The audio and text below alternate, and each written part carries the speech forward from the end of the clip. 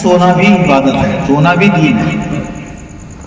تو معلوم یہ ہوا کہ ہم جتنا بھی زندگی میں اوقات گزارتے ہیں اللہ سے اگر غافل نہیں ہیں تو دنیا میں رہ کر بھی دین ہے۔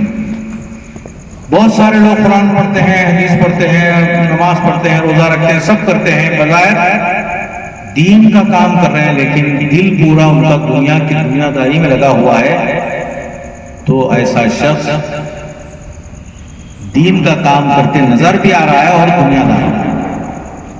تو اب اتنی تفصیل بتانے کا مطلب یہ ہے کہ مادہ اہم نہیں ہے، یہ جسم بھی ہمارا اہم نہیں ہے۔ اہم کون سی چیز ہے؟ روح۔ روح جو ہے سوار ہے، جسم سواری ہے۔ جب تک روح اس میں رکھی گئی ہے اللہ کے حکم کے تحت، وہ سوار بنی رہے گی، سوار بن کے چلے گی، اور یہ سواری بنے گا اور اس کی اطاعت کرے گا۔ جب روح نکل گئی تو یہ جسم جہاں سے آیا تھا وہاں اس کو، اب جہاں سے آیا تھا اس جسم کی پرورش کے لیے غذا ہونا، کھانا پینا ہونا ہے، تو بھوکا کب تک رہے گا؟ اور بھوکے رہنے کے لیے بھی نہیں کہا گیا، ولی نفس کا حق بتایا گیا، تمہارے نفس کا، تمہارے خود کا، تمہاری ذات کا بھی کچھ اس پہ حق ہے۔ مطلب کیا؟ چھپ خام خواہ کے بھوکے اور نہ، ہمارے روزے بھی جو ہے بغیر سحری کے رہ رہے تھے صحابہ، حضور نے منع فرمایا کہ سنت ہے، سحری کھانا سنت ہے، کھا کے روزہ رکھو۔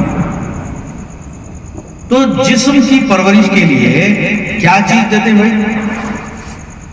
پھلوں میں جو ہے نا، آپ جو بھی پھل پھلاری ہے وہ دیتے ہیں، جوار ہے، چاول ہے، گیہوں ہے، دالیں ہیں۔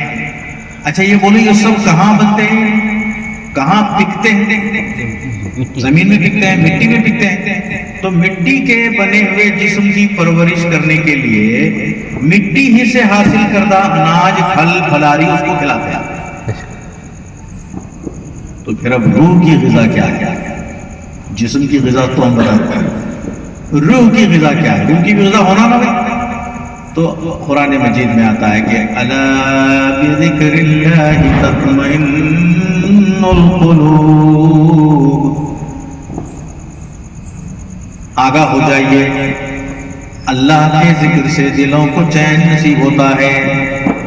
تو اللہ کے ذکر سے دلوں کو چین نصیب ہوتا ہے کا کیا مطلب؟ ہم تزکیہ نفس سے دوسرے درجے تصفیہ قلب پر آئے تھے، یعنی قلب بولے تو دل کی صفائی پر آ گئے تھے۔ تو دل کی صفائی ہم نے ما سوا اللہ، یعنی اللہ کے سوا ہر چیز کو دل سے خالی کر دیا، کامیاب ہو گئے۔ تو اب وہاں روح کے لیے اب راستہ کھلتا ہے، ڈائریکٹ روح پہ بات نہیں ہو سکتی، ادھر سے آنا پڑتا ہے، اس کا پروسیس ہے۔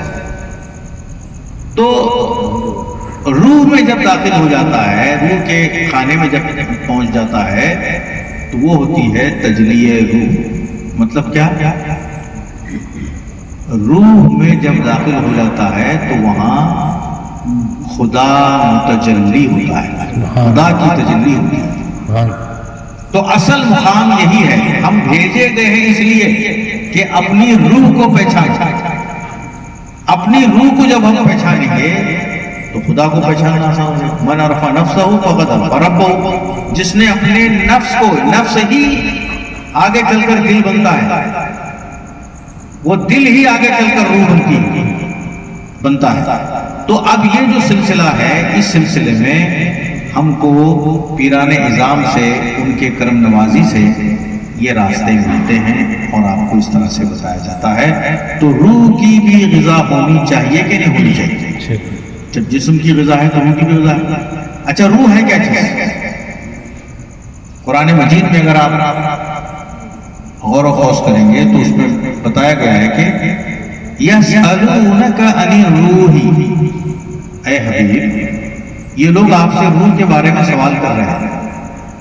یسألونک، آپ سے سوال کر رہے ہیں کس کے بارے میں؟ عن الروح، روح کے بارے میں، کہ روح کیا ہے پوچھ رہے ہیں نا یہ لوگ آپ سے، آپ بتا دیجئے، قل کہہ دیجئے الروح من امر ربی، روح جو ہے رب کا فعل ہے، روح رب کا امر ہے، رب کا حکم ہے، لیکن جو پیران اعظام ہیں وہ بتاتے ہیں کہ روح دراصل اللہ کا فعل ہے، فعل بولتے کام۔ تو معلوم یہ ہوا کہ اللہ کا کام اللہ سے الگ ہے کیا ہٹ کر ہے، کیا مل کر ہے؟ اللہ کا کام دائرہ اللہ کے ساتھ ہے۔ تو جب روح اللہ کا فعل ہے تو ہمارے اندر جو روح ہے اس کا تعلق بھی رب سے ہے۔ تو اگر ہم اس روح کو پہچانیں گے تو خدا کو بھی پہچانیں گے۔ اقبال نے بھی کہا تھا کہ شبنم سے سمندر کو پیدا کرتا، ایک خطرے سے خطرہ کہلایا کون؟ سمندر ہی میں سے آپ نے خطرہ اٹھایا اور آپ بول رہے ہیں کہ یہ تو خطرہ ہے۔ اب سمندر سے الگ ہوا تو نام کیا پایا؟ خطرہ۔ اور وہ سمندر دونوں الگ کیسے ہوئی؟ الگ ہوا ہے تب نام پایا، اور جب مل جائے گا تو خطرہ، جب سمندر مل جائے گا تو سمندر ہو جائے گا، تو روح کی پہچان ہو جائے گی تو ہم بھی خدا کو پہچانیں گے۔ سبحان۔ تو شبنم سے اچھا دوسری اور ایک چیز ہے کہ انسان کی روح، بلکہ پھر انسانوں میں بھی تزکیہ نفس، تزکیہ قلب کرتے ہوئے تجلی روح کی طرف جب آتا ہے تو وہ مومن ہی ہوتا ہے، دوسرے کو شان نصیب نہیں ہے۔